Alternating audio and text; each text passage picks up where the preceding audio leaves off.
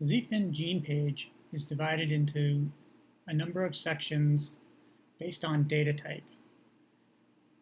Each section has a link in the left-hand column of the page so you can access specific data types directly.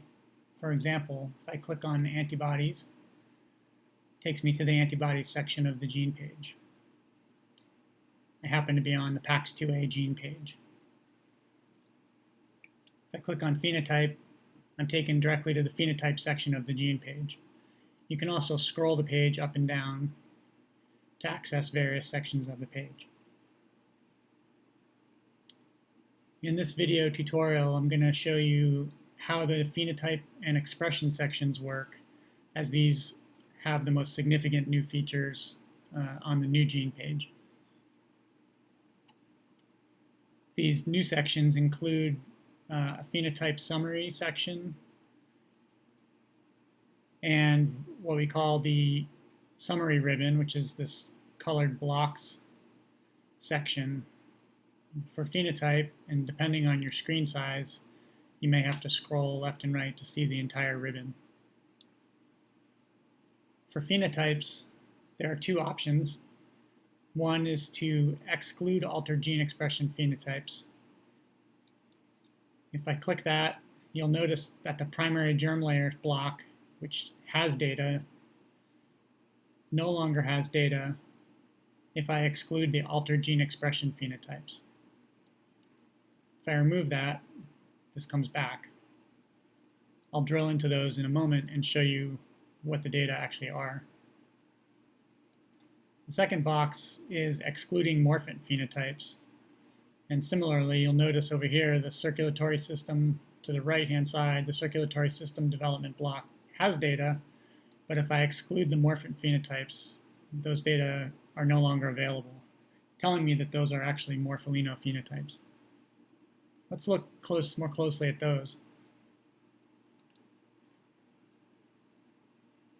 So I've unchecked exclude morphant phenotypes, and so a circulatory system development block is filled in. If I click on that, it opens a data table showing me the phenotype in the circulatory system development. The phenotypes, in this case, there's only one, but if there was more than one, this would be individual rows for each phenotype. For PAX2A, there's a circulatory system development phenotype for determination of heart left-right asymmetry. This is an abnormal phenotype, so this process is disrupted. It was observed at hatching long PEC stage, and it was reported in Shim et al. 2016.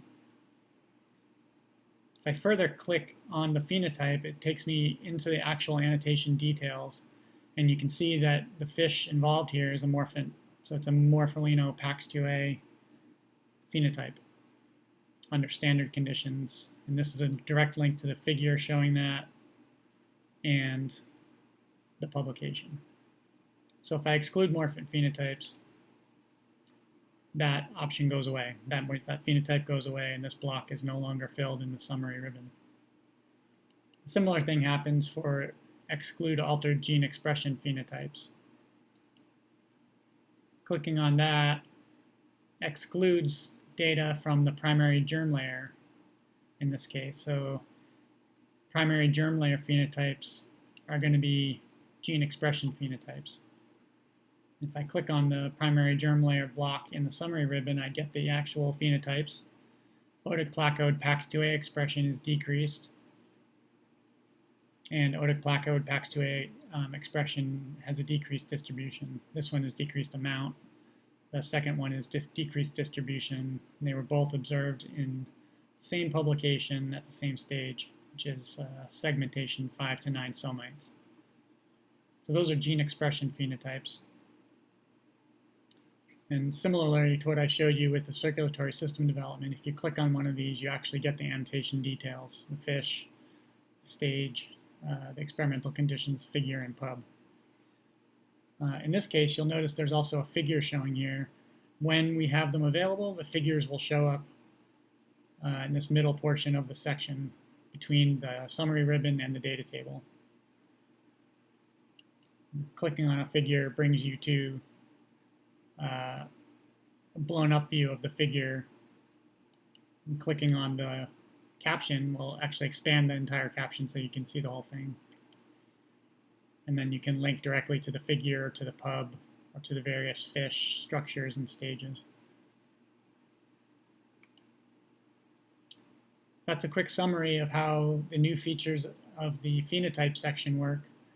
It's similar in the expression section, so I won't go through it, but you have several options to filter data from the ribbon, and then clicking on the ribbon again opens the data table, brings up the figures. Clicking on the expression locations brings you to the annotation details. In this case, there is no image associated with this one.